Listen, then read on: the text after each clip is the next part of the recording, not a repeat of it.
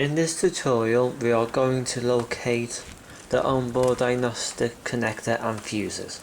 This is on a Renault Clio 2006. To locate the fuses, go over to the driver's side. On the left hand side of the steering wheel,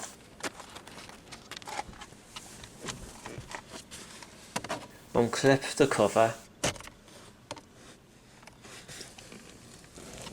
You will be presented with a fuse diagram and spare fuses.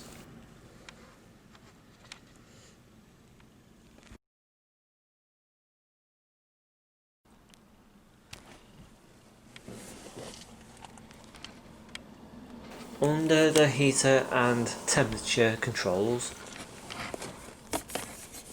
unclip and remove the cover. The onboard diagnostic connector is located here.